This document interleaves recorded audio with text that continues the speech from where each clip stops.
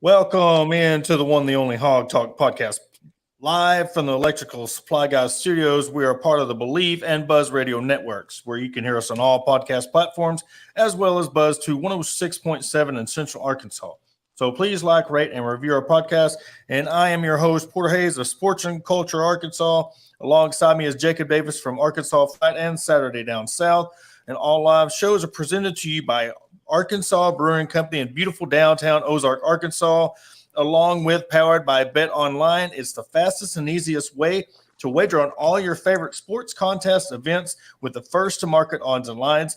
Bet Online continues to be the top online resources for all your sports information, from live in-game betting, props, and futures. So head on over to Bet Online today, or use your mobile device to join today and make your first sports bet. Use our promo code BELIEVE50.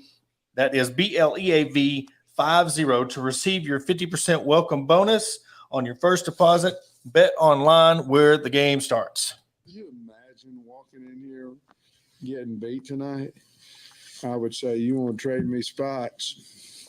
I mean, nobody, y'all know us, nobody wants to be up here losing a game that you're supposed to win. You know what I mean? So I'm so glad we won, and glad that the kids turned everything was going downhill and turned it around. And so I don't know if I answered your question, but I'm glad they turned around. Glad we won. And Jacob, courtesy of Pig Trail Nation, that was Sam Pittman's reaction after the game. I'm not going to lie. I kind of went to bed, and I was prepared for the worst. Had to get up at 4 o'clock this morning. But something was eating at me. I got up, checked the score, and we pulled it out. So I missed the punt return and all that, but it was looking grim there for a second. And for them to pull away the win, a win is a win, but man, that was too close. Porter, man, it was really close. I mean, a win is a win most times, but man, that was a win is a one that you don't want to just be a part of, because it was rough there for the first 3.5 quarters, three quarters and maybe 5 minutes of that game was spent behind. Arkansas never led at any point in that game until 9 minutes to go on that punt return for a touchdown by Bryce Stevens, who that guy can fly. The funny thing is about that punt return, he looked back at the 23-yard line, looking at the sidelines because everybody was jumping around. He looks back and realized, oh man, I still got a little ways to go, and he took off and scored. And Arkansas never looked back after that point. It's something that the motivation there. We were told all week that they had prepared for Missouri State and that they were ready to go. And for the first 50 minutes of that game, Arkansas didn't look like they were prepared. It looked like Petrino was prepared, and Sam Pittman owned up to it. Yeah, I mean, definitely. Look, we underestimated everything. I mean, we underestimated how they would come into this game. We underestimated how Coach Pittman would have the 10th-ranked team prepared. We were kind of afraid of something like this, but in the back of my mind, we're like, no, this wouldn't happen. And even during the game, you're like, all right, this is funny. I even put it out there. I was like, all right, this is funny. You can come out and play, and was trying to make light of it, because it was just, this is not the Chad Morris era. This is not the John L. Smith era. Yes, there was a lot of people criticizing the play calling and stuff, but this team and the coaching staff, the cohesiveness and how they're playing together really had everybody's head scratching. I mean, everybody you looked at on social media, this whole thing, they had their head scratching, not knowing what was going on, because what really got me is when it was 17-0. I was like, oh my goodness. So then, of course, making light of it again. Hey, Mark Curls, said that if you're hosting an FCS team, you got to spot them 17. But then when they went up 10 points again, I was like, something's up. It just didn't feel right. And I'm very superstitious when I watch sports. If I'm watching on TV and I'm not liking the vibe on the TV, I'll switch to my phone, vice versa. Last night, I had that vibe of I just need to go to bed. I just need to hang it up. And I guess a good thing I did, because I went to bed, woke up, and they won the game. So, I mean, it all worked out in the end. Yeah, that was just a weird game. Like, missed tackles, especially from guys like Bumper Pool, was surprising. I think I at least counted 4 of them throughout the game that he missed. And that's uncharacteristic of a guy that's fifth-year senior, a guy that is nearly the all-time leader in tackles in his career for as far as Razorbacks go. So, that was kind of odd. The defensive secondary, we knew they are a weak link to this team. Obviously, the defensive front 7 leads the country in sacks. They lead the SEC in sacks. I mean, tackles for a loss. These guys are active in the backfield. If the secondary can ever figure out what's going on back there, because they have the talent to be good, to be stellar, this Arkansas defense could be pretty good.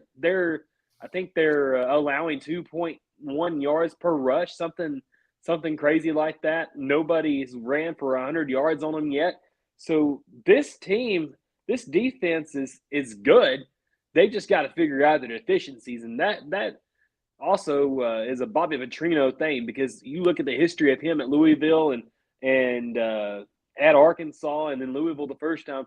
He is a guy who's an offensive genius who can pinpoint the deficiencies on their opponent's defense, and he did it well. He picked apart Arkansas, and they had 26 or 28 guys that were former FBS players playing for Missouri State, including their quarterback, who was a starter at Utah before Cam Rising, who is the current starting quarterback that is there now. So, man, it was a rough go at it, man. You spotted them 17 points, but outscored them 38-10 in the second half. And, well, now you're preparing for Texas A&M, and you're hoping that Arkansas figures it out fast, or they're going to be in trouble come Bama.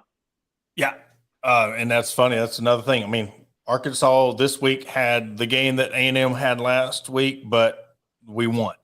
And I even put it out there, and this was not to make light. This was not to sugarcoat. This was just my reaction, waking up, seeing everything. It'd be damn good thing that Sam Pittman is the coach, because they would have lost that game. That game would have been over at halftime if any other coach would have been here. So let's and that's – but they played the worst half possible. And even in the second half, no, let's not get it twisted that, okay, they just automatically fixed everything in the second half. I mean, they still gave them a 10-point lead in the second half and was up in the fourth quarter. But what I'm getting at is, I mean, the penalties and the turnovers. I mean, you had KJ, he never fumbles the ball, throws an interception his first all year. And even last year, we looked how many times, can't remember how many completions that he had in a row without an interception. But, I mean, this is not a guy that is known for turning the ball over. Just everything. I mean, the draw ball by Trey Knox where, it went through his hands or dropped, whatever you want to call it. It was just everything that could possibly go against Arkansas did, other than the scoreboard.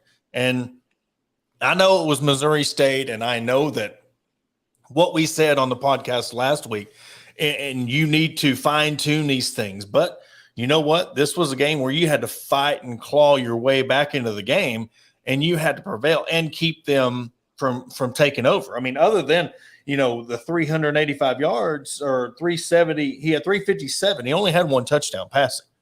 Yeah. It just seemed like I think I put something out there where it was at one point KJ had 280 yards passing.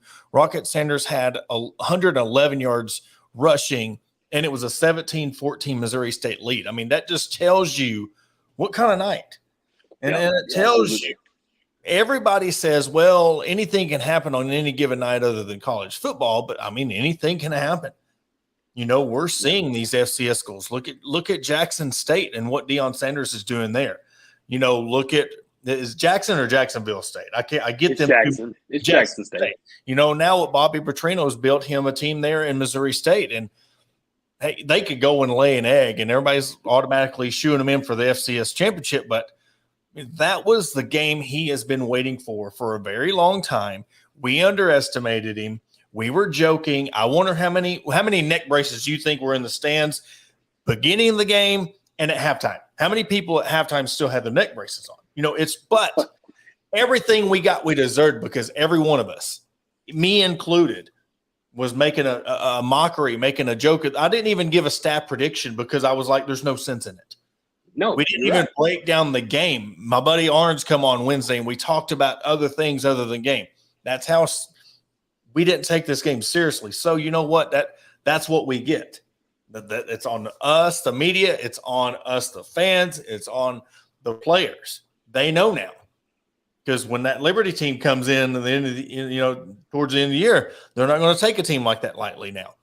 It's going to only help motivate them. And I would much rather it be a game like this against Missouri State where you could come back, because could you imagine waltzing into next week's game playing Texas A&M, who you're like, oh, we got this one in the bag, and then you get embarrassed. So a win's a win. You had, I believe, 11, 12, and 13 behind you lose. So that I'm guaranteeing you that's what kept you in the top 10. I'm not going to, again, sugarcoat it. The 3 teams behind you fell in the rankings, and they got beat, pretty handily. So you're lucky to win, and you're lucky to still be in the top 10. You're right. And looking back at some of the game, man, you spot them that KJ fumble. Then you had Rocket fumbling at the goal line, and then you had the interception while you were driving down.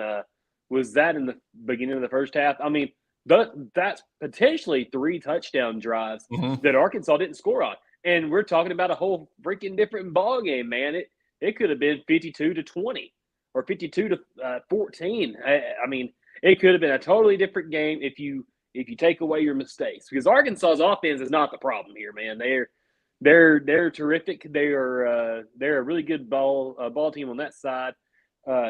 Just like I said, if they can figure out the defensive side of things, stop giving up big pass plays. And I think I tweeted out a stat. I looked at ArkansasRazorbacks.com and got the stats before my article last night that I wrote for Saturday Down South. The Razorbacks gave up like more than 250 yards after the catch. The guy only threw for 350 yards passing. Yeah, 268 of those was yards after the catch. That's missed tackles, guys out of position, and Bobby Petrino dialing up plays over the middle of the defense to get guys open. We saw Simeon Blair buying on that 4th and 1 after Drew Sanders body slammed the man to stop it and force a 4th down. And then the very next play, Simeon Blair, instead of covering the guy that was open downfield, he bites on the play action, thinking Missouri State was going to run, and that's how they got up 27-17. I mean, thinking about bump, missing a couple of tackles for guys getting extra yards. They had a tight end come over the middle and down the sideline for about 15 yards. Like, there's just chunk plays here and there that can be corrected. Maybe you had to go back to more of your rush 3, drop 8, especially against teams like Alabama and Ole Miss, because you're going to have those. Mississippi State, rush 3, drop 8. You may not have to change it up against A&M, but I don't know. You're I don't probably know going to if see you a little drop bit 8 more against zone Bryce Young, though. I don't know if you drop 8 against a quarterback who can kill you just as much with his legs. with his Yeah. legs. I I agree with that. And he don't have the weapons. I mean, he don't have as many weapons where now, like you look at Bo Nix last year when he was just picking your defense apart. I mean, like we've said all along, these are not on blown coverages. I mean, yeah, No. Hudson Clark had his time where he was getting burnt a few plays, but these are more on missed tackles. This is more on assignments. This is on positioning. So I think you do, especially when you got a linebacker like Sanders who's clogging up that middle. you don't want to go away from your identity because, like I said, Right. they had 52 yards rushing, so 1.6 yards a rush. Arkansas had 212 as a team, 5.9 rush. And that's, again, it just tells you that anybody you have 3 turnovers against, and we're talking about the turnover battle. Yeah. If we want to beat a Bama, we want to beat a Texas A&M, even a Texas A&M or an LSU or, Auburn, you got to win the turnover margin because you had 500. You almost racked up 6. You were 3 yards shy of racking up 600 yards of total offense in this game.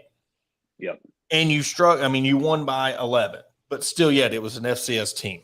So hopefully, you could hear it in his voice. He's lucky that he did not want to go in it. I mean, there was people saying, I believe it was Hutch was already writing an article about the worst loss in program history. And I was just thinking, we were talking about possibly having Biddy on in the future. I was just wondering, what do you think he was prepping for this? And we'll ask him if we have him on. What was that walk and talk, that preparation of he was sitting there going to have to work himself up to do this walk and talk after the game. So that'd be interesting if we get to have him on, what he would think about just leading up to the fourth quarter and what was going through his mind before the punt return, of course.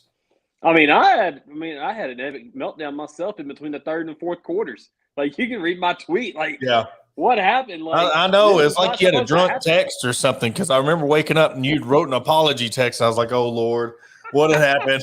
It's like you done drunk texted at 3 a.m. Oh yeah. I was in my feels, man, because I was having PTSD from the Chad Morrison, Brett Bielema era, like losing to Toledo, losing to San Jose State, Western Kentucky, and all those teams we mentioned before. And I'm saying, man, what happened? Because I thought the days of Arkansas Razorbacks embarrassing the state was over. That's what the word came straight out of Sam Pittman's mouth after they beat Mississippi State in 2020. So, oh man, that's that was something, man. I really almost regret it. I didn't delete the tweet though. I wanted the people to know that I was kind of ticked. So, well, and kind of looking forward, we're looking at Texas A&M. I mean, they won, but I mean, the case of that 12-13 getting ranked overranked. Miami come into the game, and I mean, Max Johnson only had 140 yards passing, 10 for 20, and their leading rusher only had 88 yards rushing, and they only had 1 rushing touchdown. So they only had 2 touchdowns. So I mean, next week's game, I know we can't sit there and say it's going to be a gimme. I'm going to pick Arkansas to win the game. I'm going to pick them to win probably by 10-14 because I think this is just a prediction. What I think will happen, if it does or don't, but I think the way Sam feels, because even though they won, he's got to feel a little bit feel like it. The team, right. You're ranked number 10. You got lucky, So they're going to be coming into this game with Bama on the horizon. You got to take care of business, and it's going to take you. It's almost like you're working your way up to the top. It's going to take now you set yourself back in this game. You got to use that Texas A&M game to get back on a level where you can feel like you can compete with Alabama on the field. Absolutely. You have to. That's just how I feel about it. Yes, you won. You racked up 600 yards. The same thing we sat there and laughed about Spencer Rattler saying how many yards he passed to get happened to us. We could sit there and say, well, we had this. We almost lost to Missouri State. So, go ahead. Gary's real funny. I wanted to bring that comment up on the screen. That's not the first time I have seen that, or I've actually been told that. I was coming back from Florida a couple of years ago, and I stopped at a gas station. I think it was a Love's gas station in the middle of Mississippi. And this guy walks up to him and he says, man, he looked at me real close. He said, are you Luke Combs? You should have signed an autograph. You should I have. I should have. And I signed it with my name. Yeah. And I actually charged him like $50. But I received $50. That's not the first time I've heard that, Gary. I think it's a compliment. I don't sing that good, but I can drink a little. There you go. Well, there. See, if you need a cameo, there's your Twitter page right there. You just go do a little cameo. That's Jacob Scott Davis. But Luke man, Holmes, stunt double. yeah, and it's crazy that they said that because he was actually the guest picker at the App State game. And wow, Yeah. what a finish that was. I mean, I got to give it up to Chase Price. The former Clemson quarterback, transferred. I believe he went to Duke, and then he went to App State. So, I mean, he's had he's been around forever. Yeah, he's been around as much as T.J. Hammonds has been around. I mean, it's crazy. And Jordan Jones, man. What's that? And Jordan Jones, the former Razorback wide receiver. It's his seventh year of college football. Gracious. He's going to be a freaking chiropractor by the time he graduates. Dad gum, dude. No doubt, man. I flamed out of college after 3.5 years. I don't know how I could have stayed in for 7. I think I lasted a semester at community college. I went to Connor State, and it wasn't for me, and then it ended up doing the grown-up life. But if you look at – I'll tell you what, I am so glad that we do not have Georgia on this year's schedule. Because I'm telling you what, they are a machine on defense. I mean, to lose what they've lost, and you want to talk about somebody with a chip on their shoulder – Stetson Bennett coming in this team not getting any love. We're talking about KJ, and I think I've mentioned this beforehand at the beginning of the year. Everybody's talking about KJ, and he needs to be top 3, and he's not getting any love. Look what he done last year. This guy won you a national championship, and they're not even considering him in the top 3 quarterbacks. So, and I can't remember where Tebow had him, but that dude is on fire. Brock Bowers is clearly the best tight end of the team. I mean, that dude, just the whole team as a whole is just dominating. And I know it was against South Carolina, and they're already having their issues. I mean, and this is – I know you love to see it. I love to see it because it's almost like you see Chad Morris all over again, the way he's acting when things aren't going right. I mean, yelling at the kids to get off the football field in between quarters, and just after the game, just how it's almost like I said, Chad Morris. He's gotten in over his head. I don't think he knows what to do. I mean, and I know a lot of people are calling for Satterfield's job, and it might be, but still, you're the head coach. And he just looks so discombobulated and just like he don't know where he's at sometimes. And I have an opinion on that because you talk about Shane Beamer. And the only reason he got that job at South Carolina, part of the reason, was because of the success of Sam Pittman. And Sam Pittman's part of the reason he got that job at South Carolina. I mean, just because something works well at one school doesn't mean you can pluck an assistant that hasn't been around nearly as long as Sam, doesn't have the experience, and even though he has the pedigree of Frank Beamer, does not mean you're going to come in here and plug him in and he's going to have the same success, because obviously it doesn't look like it right now, Porter. And just because you try to copy something doesn't mean it's going to work.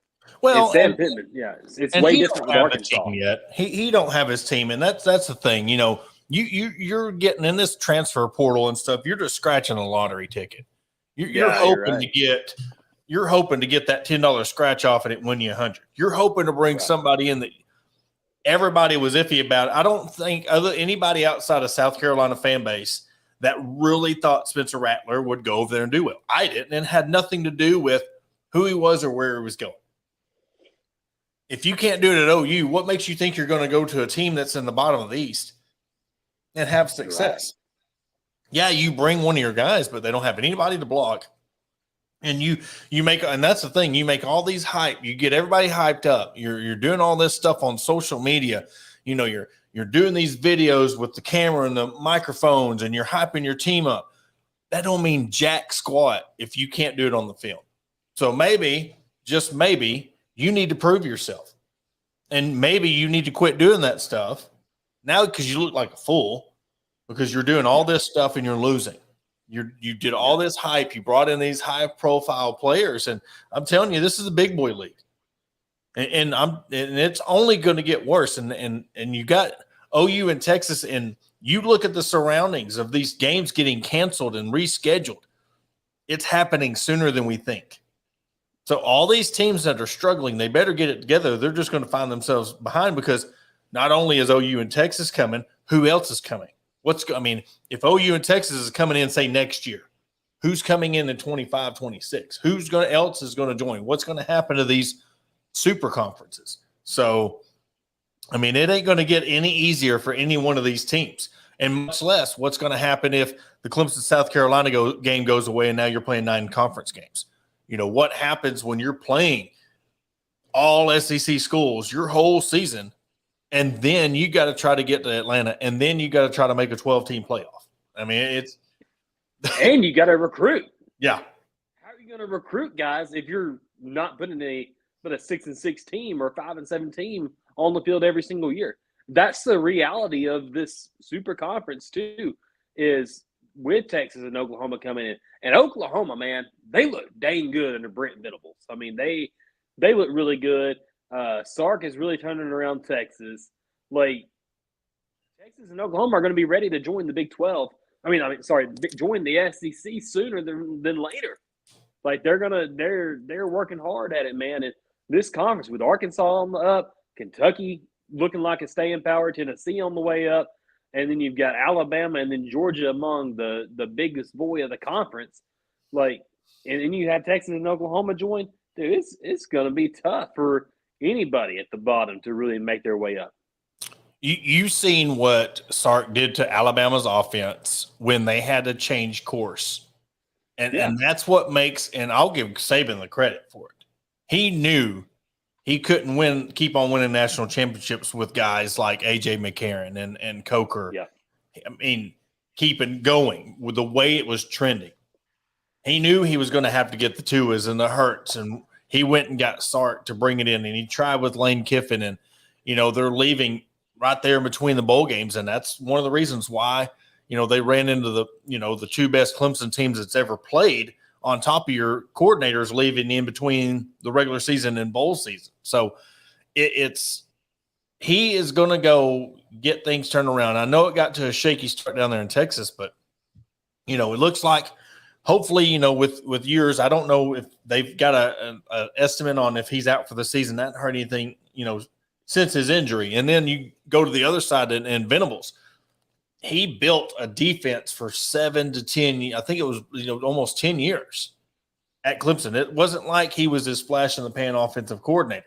This dude built an SEC type defense in the ACC, in which I've got into it so many times. And I know Dabo's a good coach. He is a good coach, but you got to give just as much credit to your offensive coordinator and your defensive coordinator and what they did for Clemson and what they did to win those national championships. You wouldn't have wanted it without a blocked field goal or the defensive goal line stand against Notre Dame. So he is a very energetic, defensive-minded coach, and he's going to get his guys. And if he's going to get the offense that he has and then combine that with the defense, they're going to be scary when they come in. Arkansas has always had Texas's number, whether they win or lose. They play much better because it's more of a rivalry. It's OU that I'm worried about because they don't have that where they play often. And when, I can't even remember the last time OU and Arkansas played.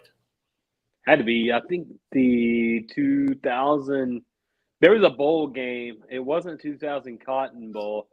It might have been – 2000 Cotton Bowl was Texas. I know. I can't remember. I know that Arkansas played Oklahoma during a bowl game during the Houston Nutt era. But before then, I think it was like the 79 Orange Bowl. So they don't play very often. Yeah, but that's a good Orange Bowl. That was when they had their players dismissed and still beat them. Bad. Yeah. So, it's if somebody in the comments can remember better than I can. I do remember Arkansas playing them in the last 30 years. Well, let's go to Winsipedia. That's where I always go to. I like Winsipedia. Yeah, Winsipedia is great. Yeah, I remember them playing in some bowl game. I think they lost 10-3.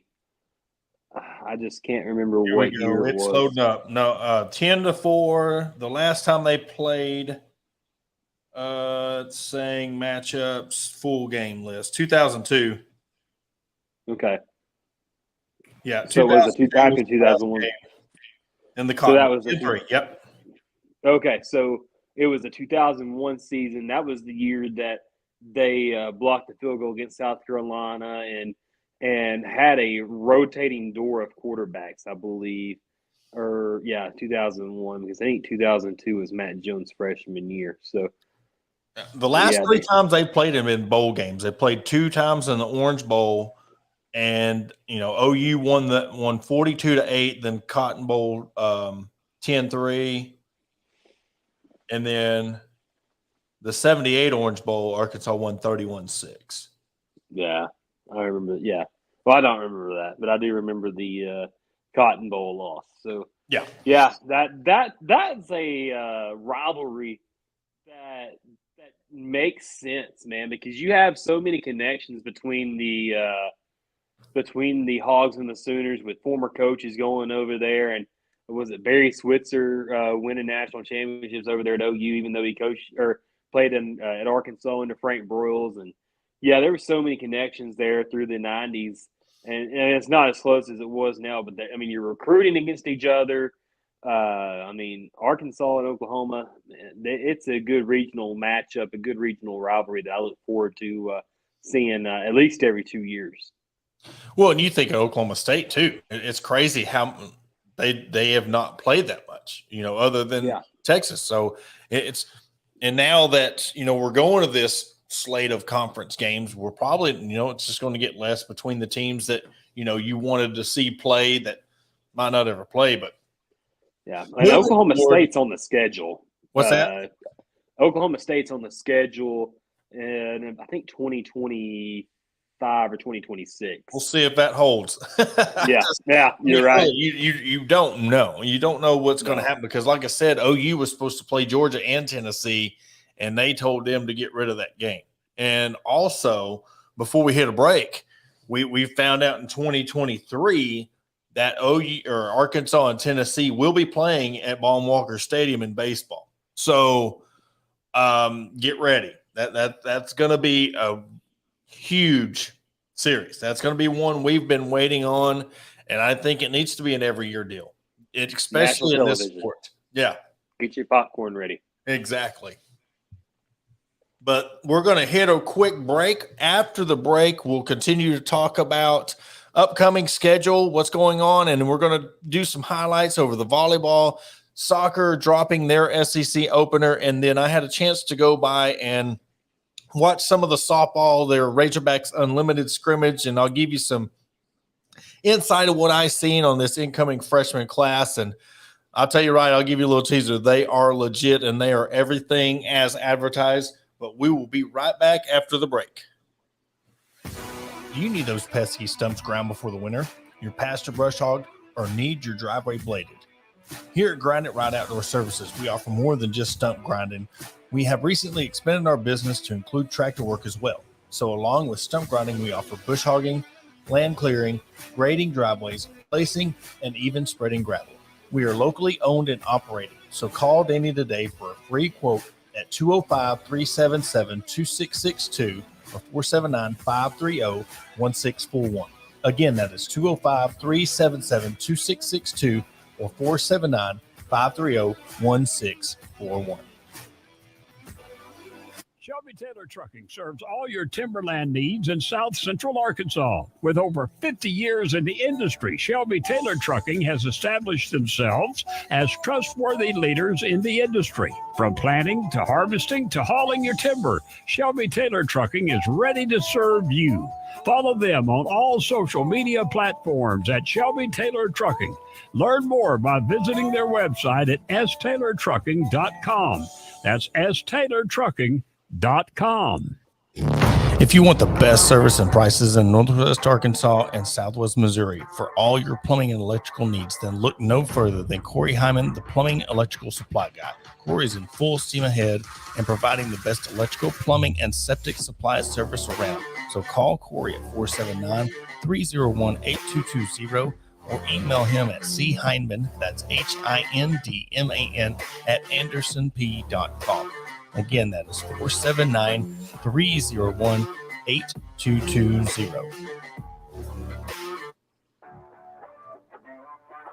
McCoy Tiger Drug Store of Sheridan, Arkansas, has been the top pharmacy in all of South Central Arkansas since 1895. They were also the 2020 Good Neighbor Pharmacy of the Year. They not only fix you up with your prescription with timely and friendly service, but also an elite gift shop. All your OTC needs, baby and wedding registries, tuxedo rentals, and much more. They're located at 821 North Rock Street in Sheridan. Give them a call today at 870-942-5121. Camelot Exteriors specializes in identifying hail, wind, and other storm damage, as well as residential and commercial roof installations and re-roofing. We use only the highest quality materials from certified suppliers while putting a lifetime labor warranty on all of our roofs.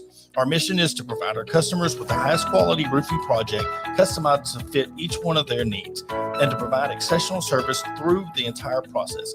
Camelot Exteriors is based in Norman, Oklahoma, but we proudly currently serve 9 other states as a premier nationwide roofing company. So call us today at 833-799-7663 for your free estimate.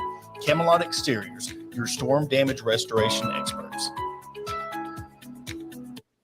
And we want to welcome you back to the Hog Talk podcast, and thank you to all of our sponsors who make all of this possible. And Jacob, now we can kind of finally move on past this this win and move on down to the Southwest Classic, and a game that can't be held lightly. I mean, we can't. I mean, even though we played horrible against Missouri State and they had an off game the week before, this is a passing team. You know, somebody's on the hot seat down there in College Station. And as long as they keep their little Yale boys, you know, in check, I don't think that, you know, they're going to be taking this game lightly, and they're going to be coming into, you know, Arlington with something to prove. And that's always, especially with how Arkansas is, you don't know which team, just like the Cincinnati game, both teams are coming in with something to prove. Which one is going to want it more?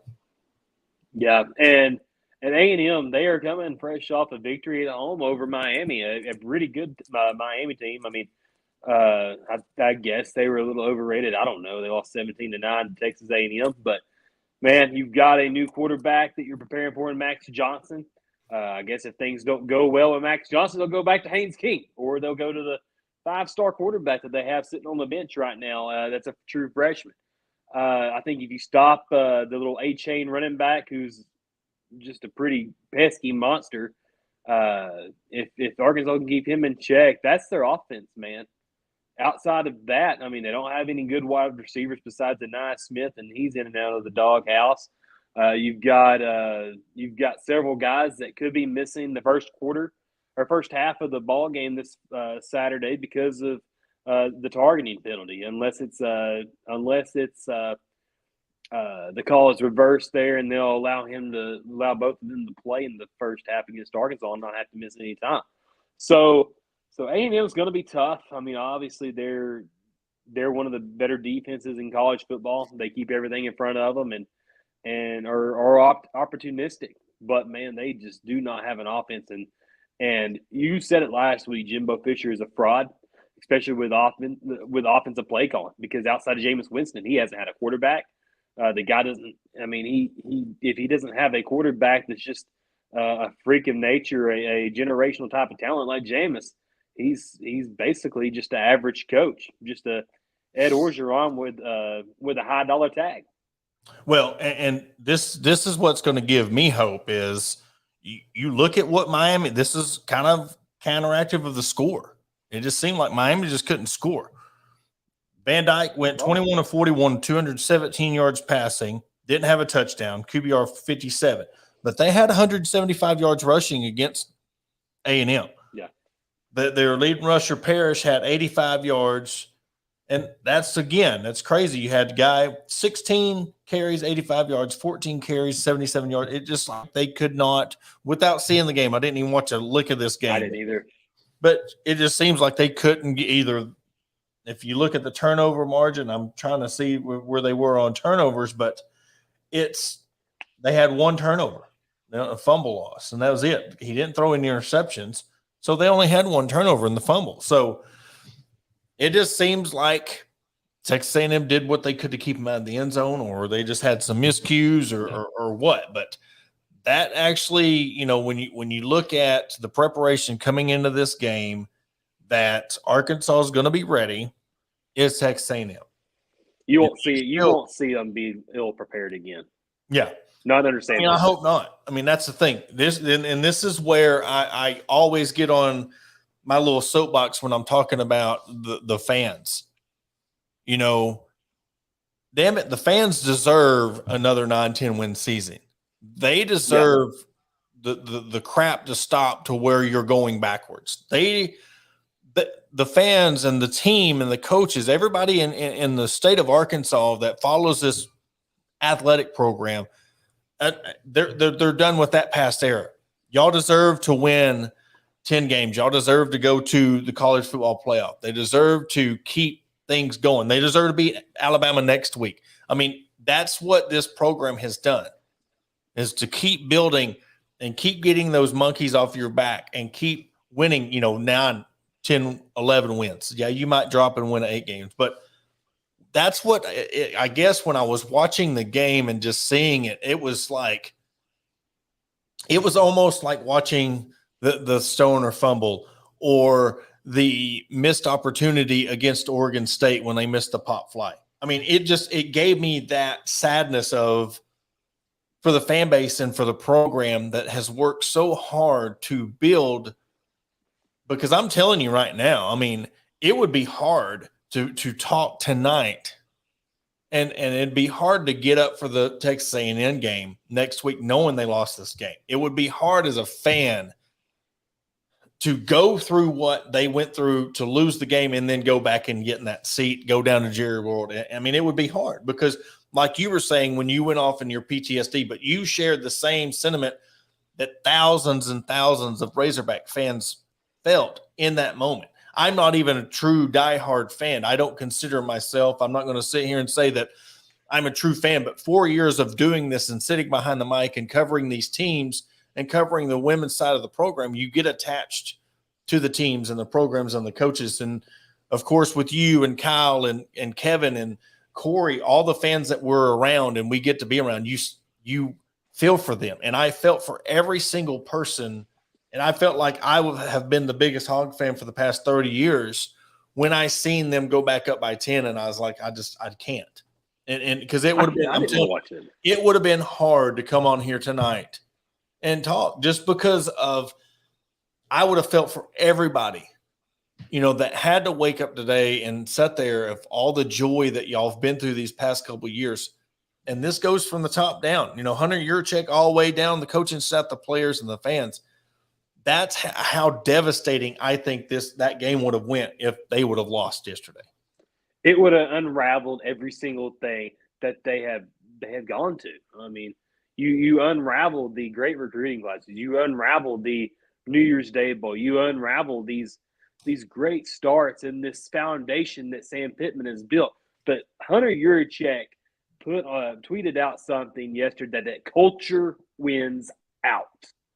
And if Arkansas, like we mentioned earlier, if Arkansas didn't have this culture that they have under Sam Pittman, would not have won this game at all, and they probably would have folded like a 1970s lawn chair.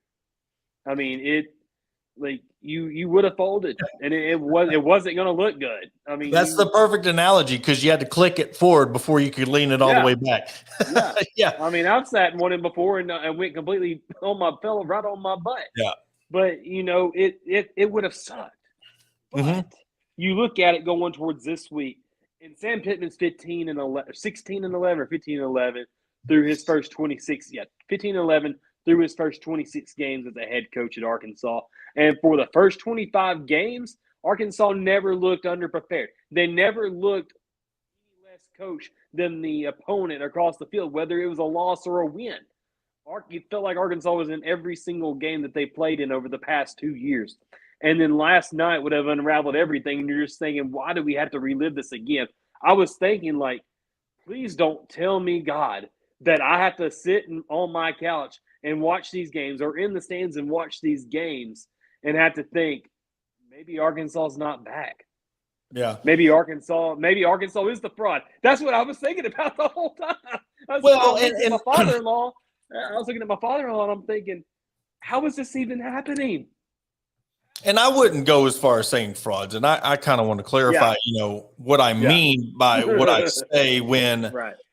how I felt for this fan base. I'm not saying the rest of the season would be done because one, it's a non-conference opponent. Yes, that would have been horrible, but in you could get yourself out of that hole, win out, and still be good when it comes to now. You wouldn't get, even if you won out, you probably wouldn't make the Final Four.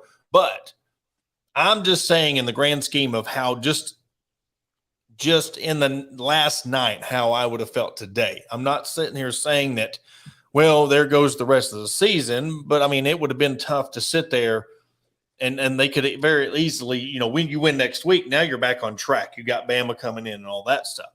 But I just wanted to clarify of not letting people think that, well, if they had lost last night, then, well, there goes the season, because that's not true. I mean, you still can win a lot of games and have a respectable season, but that would have made it very tough to sit there and you're talking about anytime something happens, you get that PTSD or anytime something just comes to your mind, that could have added onto that. And and the national media who's fell in love with Pittman, all the national media and everybody who's come to Fayetteville and SEC Nation, and you're thinking about game day coming to the Bama game if you beat A&M and you and Bama's undefeated coming in.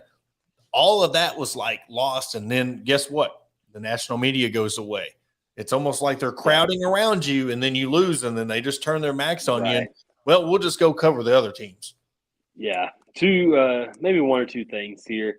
I watched a video that I saw on Brandon Marcello's Twitter last night, and it was really cool seeing the respect between Sam Pittman and Bobby Petrino, and the absolute joy that Petrino had coming back to Fayetteville and seeing the things that have become of this Arkansas program after his departure as head coach. And after the game at midfield, they went to shake hands, and Bobby Petrino, with full respect for Sam Pittman and the program that he has built at Arkansas, he says, "Go get it all, man." Yep. You know what? That fired me up, and I called my father-in-law and I said, "Boy, 15-0 national championship. I'm calling it right now. We're going to the college football playoff, baby." I don't. It's all fun and games. It's all fun and games. But Petrino knows, and he knows when you see a good team. And Arkansas is a dang good football team. And I'll let you go. Well, I was just saying, him getting to see his former players, and the emotions. Look, here's the thing, and for him to be able to walk into this stadium, 76,000 with neck braces on, and all the jokes and the bikes and the blonde chicks and everything this dude has led up for the week. You know what? For him to endure that, whether he deserved it or not, you can't give him nothing but props for walking into this stadium and putting on a performance like he did. And that fourth down call where he pulled that play, and everybody was like, that's a trick play. But everybody who really knew him was like, no, that's Bobby Petrino. You can't do nothing but clap and tip your cap to the guy. And another thing, it's been 10 years. I am a totally different person now than I was 10 years ago. And that's the thing. People who have, and I think just because it's the first time they've had to meet each other, it's been that way. So now that Petrino's come, everything's done, we can just put that to bed. We can get over that part of our fandom when it comes to close the chapter. It's closure. Yeah. But it's just the fact that he come in and did what he did. The quarterback had the game of his life and almost pulled off one of the biggest upsets. Would have been the biggest upset for Missouri State. I know that. But you can't do nothing but applaud the guy. And for him to sit there, even after all those emotions, we're talking about the emotions of the Arkansas fans. The emotions of he almost had Arkansas and it slipped out. Then you've got to go through seeing your old players, relive everything, sit in that press room and answer the questions, and then everything kind of sinks in. I mean, I almost feel for the guy because, like I said, we're not the same people. It's been 10 years. But like I told you last week, I don't put none of it on Bobby. I mean, yeah, he did what he did, but they knew what they were doing when they signed him. They knew what they were doing when they gave him that contract. He left the Atlanta Falcons in the middle of the night. So it is what it is. Now we can kind of tuck it into bed and we can move on. That's almost the last thing of horror. I think that, I guess until Brett Bielema comes back, we're not ever going to have to worry about John L. Smith or Chad Morris getting a head coaching job. So you know what I'm saying? I mean, it's just that you're talking about the miseries and those things you see in the haunted houses. And that's that last picture, I think, that now we can finally move on to Texas A&M. And just I think you won't see any more neck brace jokes if they play Missouri State again. Yeah. No. Enough with the jokes, though. We finally got to relive it and put a close to a chapter of a decade of misery. And I know, beyond a shadow of a doubt, like I still go back and watch videos of the good times back in the day. I still do. And thinking about, man, what could have happened in 2012? Now I'm putting that to rest because I don't have to think about that anymore. Bobby Petrino came in and almost whipped our butts. And now, you finally can put that to close and say, all right, it's time to go for the rest of the schedule. It's time to go and finish off A&M, beat Alabama for the first time in 17 years, and go chase an SEC dream. The game that we were looking most forward to see Petrino come back to Fayetteville is done. Now it's time to get back on as a fan, put our goggles back on, concentrate one game at a time. But then as players, they know what they have to do, and it's time to really emotions back in and go out there and prepare for A&M, and hopefully if you beat them, you have like the atmosphere of atmospheres in Fayetteville against Alabama, and you go out there and you upset them, and that would be the perfect start to this season. And we look at Texas A&M's bounce back right now. We look at Texas A&M's bounce back, even though it wasn't against Bama, but it was against the Miami team.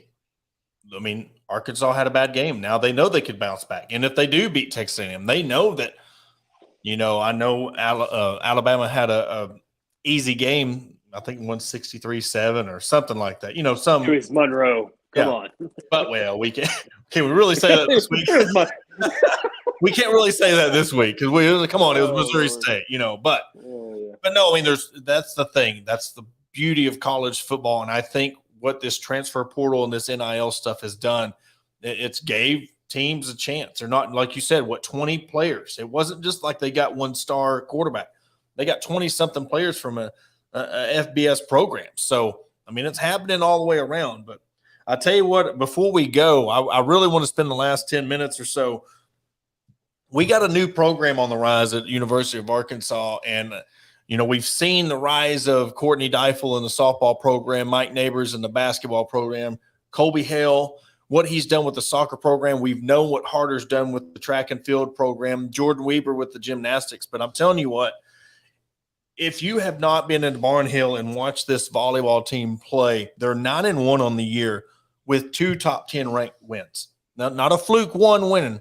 They've won 2 straight top 10 wins against Washington, and the last one was against number 7 Georgia Tech. And I'm telling you, when Georgia Tech come in, they had 2 players that played on national teams for volleyball in like the Olympics.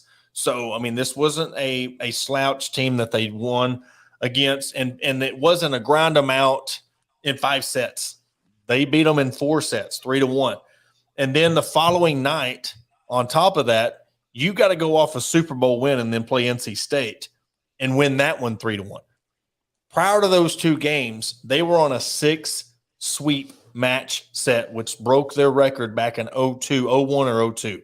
I'm telling you, this is the next program up, and I'm writing an article about it tonight. It will be up tomorrow. But what Coach Watson and this team, another team that has come from 5 years of just being at the bottom to slowly rising to the top, getting ranked for the first time at number 24 since Coach Watson's been here. I'm telling you, you need to go watch these teams play. I mean, you need to go. I watched the softball team and their Razorbacks Unlimited today. This freshman class that's in for the softball is legit. You've got a set of twins. One plays third, one pitches, and the pitcher has this nasty off-speed curve that was just breaking right at the last moment. You had the player of the year from Colorado. You got the player of the year from New York.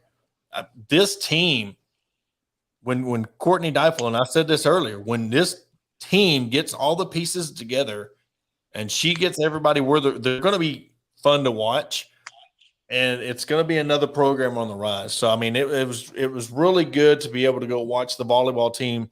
I got to go watch them against Colorado, and they swept. It was last Sunday.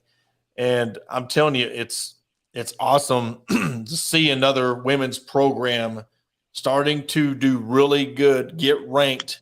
And I think this was the first time, I can't remember, that all fall teams were ranked. Not That's that they were correct. good. So, I mean, the University of Arkansas, I mean, I know it's been put out there a couple times, and people at Texas want to sit there and clap back with they've won the Challengers Cup or whatever. That's cool. But honestly, to goodness, you cannot sit here and tell me that there's not another exciting, better program than the University of Arkansas. You can't. I don't care what better rankings. You can have your stupid trophy or whatever. You cannot tell me with the fans, the fan base, the coaches, the coaching staff and the players and the recruiting, there's no other athletic program in the nation overall, to me, that can come close to being comparable to the University of Arkansas right now. Not right now, man. Arkansas is on fire. I mean, up and down. And I don't know if I can add anything to what you just said, but we were talking about it in the spring, I remember, and we were talking about how special of a time it is to be a Razorback fan. And now here we are in the middle of fall. Fall starts Friday, but the middle of the fall session of school, and still talking about how great they look, how competitive they are.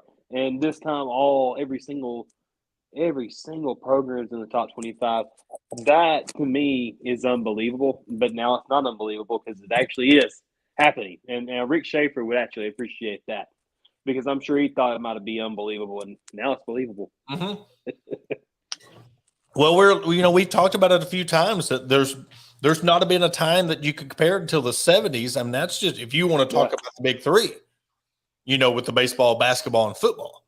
But there's never been a time that all these programs have been successful as they have. You look at the soccer, back-to-back SEC championships, and I know they dropped their opener to Mississippi State. They dropped their first game to St. Louis, but they're getting renovations. They're talking about renovating and getting new softball facilities. They're getting new soccer facilities. They're doing Hunter Yurchek's doing things.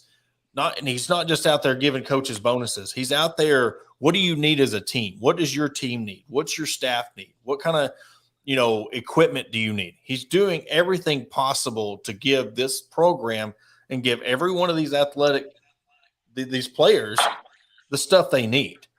Right. And it's going to be exciting. I tell, the 4 years that I've covered these programs, it makes me that much more excited to see where these teams are. Like this recruiting class that comes in, I'm already excited to see where they're going to be when they're seniors, because I had the privilege of this year with the women's basketball. I've watched Michaela Daniels play her very first game as a Razorback, and I'm going to be there to watch her very last one 4 years later. So that will actually be my first class. That just tells you how long that we've done this. That puts it in perspective, because I didn't realize it feels like Michaela should be like a freshman still, because I don't feel like it's been that long. And that's with the COVID year. Doing this.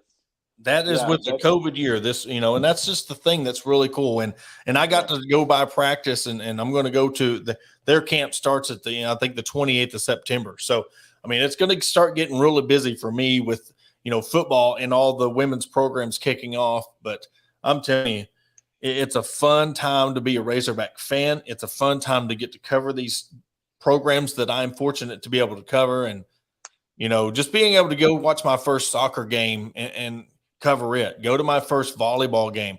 I'm into the soccer practices, been to the softball practices. So it's been a big blessing where we've came in 4 years. and where my personal journey, what I've always wanted to do. I mean, I've been a fan of this game since 96. I mean, you see the basketball behind me. The Yukon Huskies in 96 was where it all started for me on the women's side of things. So it puts in perspective that, Sue Bird, she's retiring for the WNBA. You look at Vanderbilt, the head coach was my favorite Yukon player of all time, Shea Raft. I mean, that's just one of them things that she was my favorite player. But, yeah, I know I went over on that part of it, but it's very exciting knowing that every sport is good and knowing that every time you go to an event at University of Arkansas, they have a chance to win. They have a chance to be very, very good. Yeah, and Arkansas goes and plays the hated Aggies this week. I want to be a fly in the stadium, see what they'll say in the Yale practice about the Razorbacks. If you think Appalachian has a bunch of mountain rednecks just waiting till you play the Hogs. Well, and they did it again against Miami. I know they won, but it's almost like, didn't you embarrass yourself enough? Like, right. It's almost like I said that if you would have still been standing there in the third, fourth quarter, like with the neck brace on, like, okay, hold on, we're losing, put it up. It's the same kind of thing. But right. Yeah, I don't know. It's kind of weird, like really watching the video, and it was cringeworthy. It's like watching an hour of dad jokes, but they're not funny. Like it's trash. It's not even like where they sit there and say dad jokes back and forth to each other, and they're funny. It is like watching an hour of a Leave It to Beaver television show, and they try to spin it as a comedy. I mean, it's just like, okay, give me the gray TV screen again and turn it to channel 3. I mean, it was just it's that bad of the level of jokes and the hiking your leg. And what's even worse is they had freaking stands filled. Like, how many people go to this? Is there nothing going on in College Station that you go and you're that much of a traditionalist that you go sit through an hour of that? I mean, at midnight? It's a cult. It's a cult, dude. You're not got any Chick-fil-A's open at midnight or something? I mean, geez, Louise. I mean, something. I mean, Waffle Denny's House, yeah, IHOP. But anyways, so we forgot to do this last week, but Wednesday we're going to have our girl from the Pig Trail Nation, Alyssa Orange, on. We're going to go over the Texas A&M game, Southwest Classic. But the big news that we wanted to announce, and we'll put out a social media post here after the show, but for Alabama week, we're going to have Mr. Bacon Bits, Mr. Jermaine Funnyman Johnson. I've followed him since 2015 on his YouTube channel. I think he's just now kind of getting popular with the fan base because last year he's high on the hogs, and I think he caught him a honey ham hog this year. But he called them Bacon Bits for the longest time, and he said if they won a bowl game or got to 9-3, but he'll be our guest next Wednesday as we go over the Alabama game coming up. So 2 huge guests coming up the next couple of Wednesdays with Alyssa and Jermaine. So I'm really looking forward to that one because back when the Clemson Alabama championship series was going on, that's when I really got into watching his videos. And outside the SEC shorts, it's my favorite one that I really like watching on a Sunday morning. Every week. I'm not even going to lie. I like the SEC shorts, and then on Sunday morning, I cannot wait. Sometimes it goes till Monday, but I can't wait to see what kind of videos he puts out. Oh yeah, it's going to be it's an exciting time to be a Hog Talk podcast member, Porter. That's right, man. We're growing, man. Jacob, it's been a good show, guys. That's right. And for that will do it. Again, thanks to all of our sponsors, especially Arkansas Brewing Company in Ozark, Arkansas, for being the sponsor of all of our live shows. Of course, our people at Bet Online. And that will do it for another episode of the Hog Talk Podcast. We will catch you on Wednesday. Hogs.